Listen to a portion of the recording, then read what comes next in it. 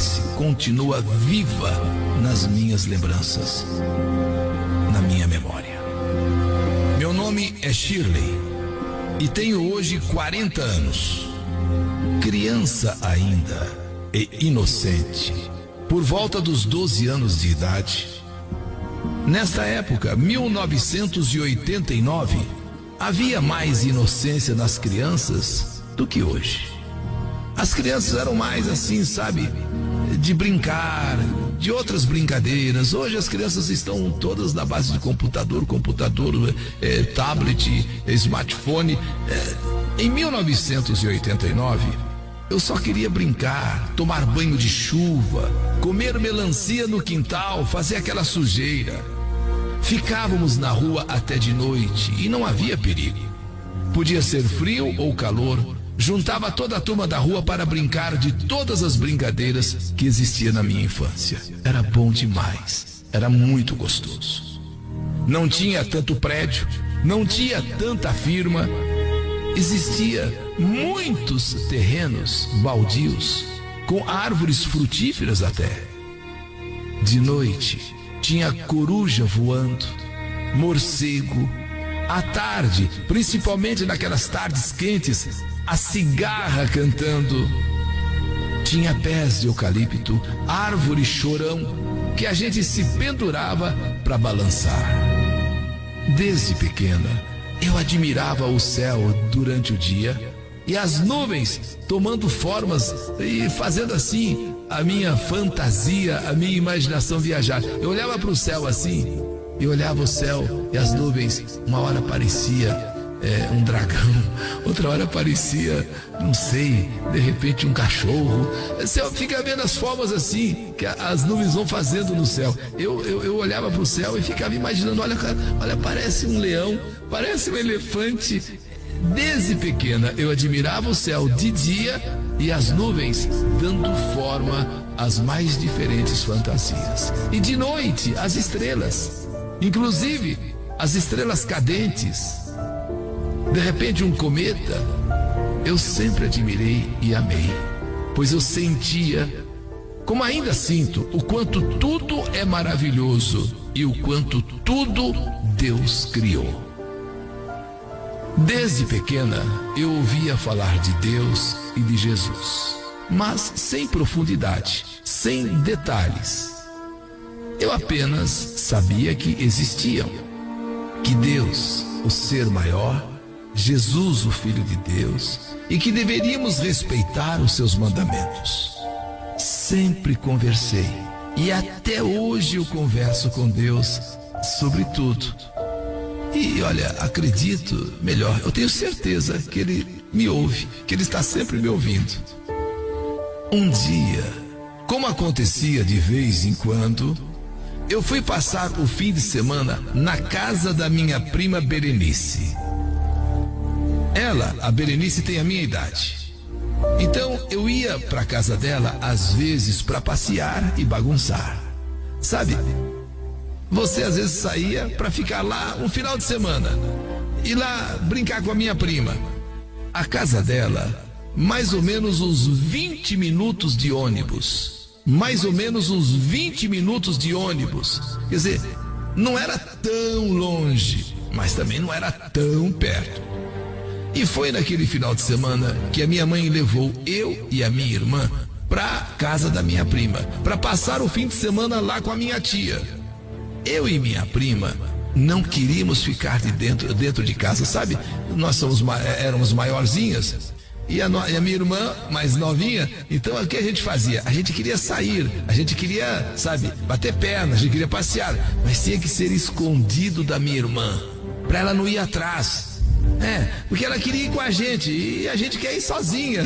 Criança, né, menor assim, quer acompanhar. Então a gente queria ir sozinha. Coitada, ficava chorando com a minha tia.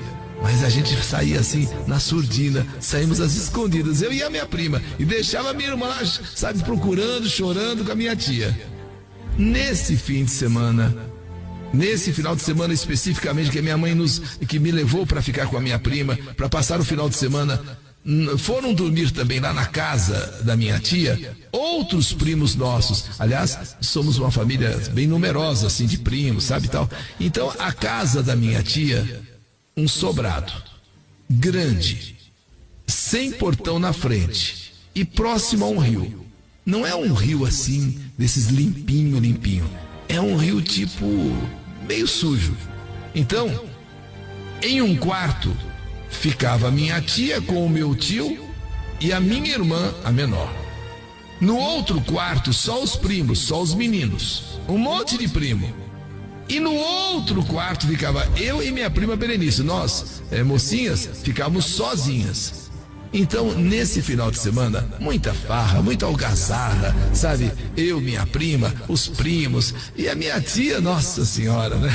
Quase enlouquecia com todos os sobrinhos e todo mundo ali. Mas chegou a noite. À noite, na hora de dormir, nós nos deitamos para dormir. E eu e a minha prima, que estávamos no mesmo quarto, nós só nós duas sozinhas, deitamos na mesma cama. E estava calor. Estava uma noite de muito calor. E o quarto, talvez devido ao rio, que não era dos mais limpos, que passava ali perto, ali de onde a minha tia tinha casa, aquele riozinho, o quarto estava cheio de pernilongos. Então eu fiquei deitada, com a mão apoiada aqui na cabeça e com a luz acesa e preparada para matar pernilongo. Porque o pernilongo não deixa você dormir.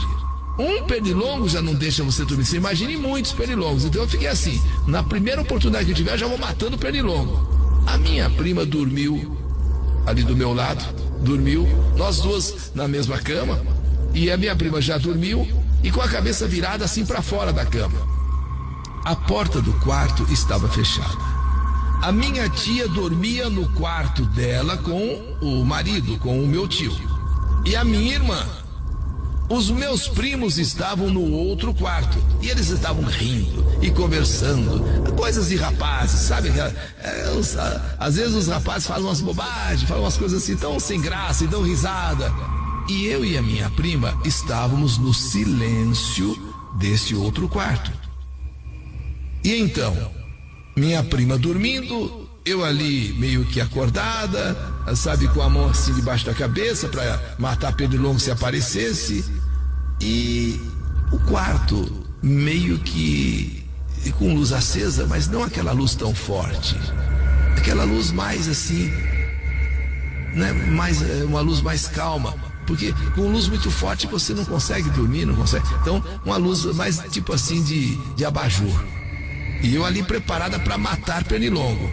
Preparada mesmo, porque, nossa, tinha bastante pernilongo. Só que a partir de um certo momento, algo me chamou a atenção. A porta do quarto estava fechada. A minha tia dormia no quarto dela com o marido, com o meu tio e a minha irmã. Os meus primos estavam no outro quarto, eles estavam rindo, conversando sobre coisas de rapazes. E nós duas, eu e minha prima, no silêncio, minha prima já até dormindo, e eu ali, sabe, quando de repente, uma espécie de fumaça, sabe, um pouco de serração, como se de repente uma serração começasse a entrar, assim pela fresta da porta, por baixo da porta, uma espécie de uma pequena nuvem, uma serração, começa assim, e eu ali comecei a ver aquilo, pensei comigo, será que esses primos estão fazendo alguma coisa? E começou a entrar aquela espécie de fumaça, e quando de repente, no meio ali daquela espécie de fumaça, no meio do quarto, como se estivesse flutuando no ar, uma moça. Ela surgiu do nada, assim, do nada. Um corpo magro, um corpo esbelto, cabelos negros e lisos até os ombros. Ela usava um vestido azul com botões grandes, com alças largas aqui nos ombros, alças largas, vestido azul claro com botões enormes, e esse vestido ia até o joelho, e ela flutuava com uma mão levantada e outra mão abaixada. Ela fazia assim, olha, ela meio que flutuava. O seu corpo era pele e osso. Não dava para se ver o rosto. Era como se ela não tivesse rosto. Como se fosse uma moça sem rosto. E uma moça que flutuava.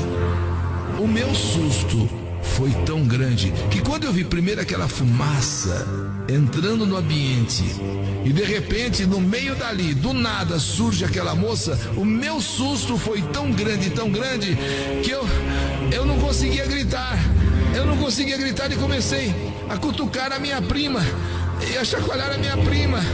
Com o coração aqui na garganta, aquele vulto na minha frente sem rosto, aqueles cabelos negros até os ombros, aquele corpo que era pele e osso, aquele vestido azul com botões tão grandes, indo até o joelho, aquelas alças e aquela moça, mulher, flutuando ali. E eu comecei então, eu queria gritar, eu queria chamar a minha prima Berenice, mas a avó não saía.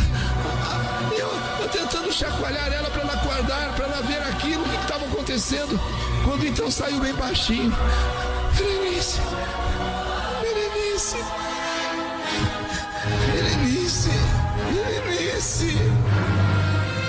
A minha prima com muito custo acordou. O que é? O que está acontecendo? O que é aquilo?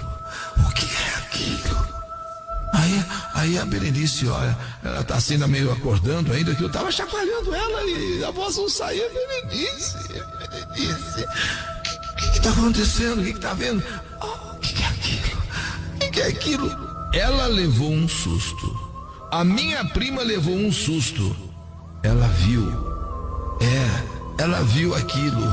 No susto que ela viu, ela sofreu com aquilo que ela viu, o susto que ela levou, o susto que eu já estava sentindo, o medo tomou conta de nós dois, que de repente esta moça aqui flutuava. Esta moça sem rosto, ela ficava assim meio que flutuando, aquele vestido azul com aqueles botões tão grandes, indo até o joelho, aquelas alças aqui, aquele cabelo negro até os ombros, e o rosto, cadê o rosto? Não tem rosto, o rosto está consumido, o rosto não tem rosto.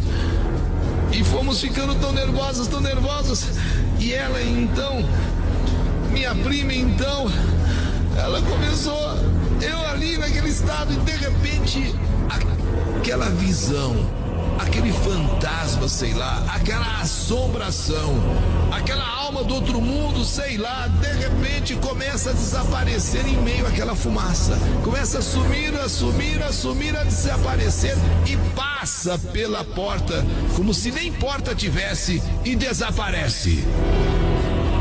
Nesta hora, eu e minha prima, criamos coragem, saímos correndo do quarto e fomos pro quarto da minha tia, mãe da Berenice. Tia, mãe, nossa, levaram um susto. O que aconteceu? O que houve? O que aconteceu? Sabe quando você chega num quarto assim gritando?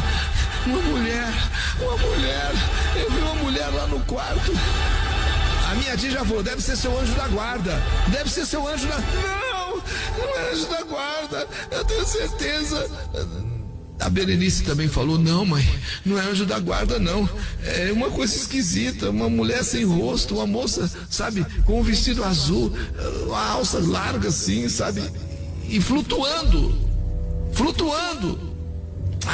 Vocês estão com bobagem, vocês estão aí, sabe, garanto que vocês tiveram um pesadelo, sonharam, Não, mãe, não. Daquele dia em diante, eu passei a ficar com medo de ficar sozinha, porque para mim a qualquer momento poderia aparecer, embora minha mãe tivesse dito que foi meu anjo da guarda. Que anjo da guarda? Eu conheço o anjo da guarda, eu já vi tantas vezes anjo da guarda, assim, foto, pinturas, não tinha nada de anjo da guarda. E a minha prima também viu, porque se só fosse eu, mas não, minha prima também viu. Tanto que saímos correndo para o quarto da tia. A partir daquele dia, eu passei a ficar com muito medo de ficar sozinha. Mas eu nunca mais eu conseguia ficar sozinha. Dormir assim, sozinha. Dava-me a impressão que a qualquer momento aquele vulto voltaria, aquele vulto retornaria. Depois de alguns anos, ainda tenho na lembrança essa experiência que eu nunca vou esquecer. E até hoje não consigo entender que mistério foi esse da moça sem rosto, da moça que flutuava. Quem é essa moça? E por que surgiu? E por que apareceu? E por que exatamente naquela noite aconteceu?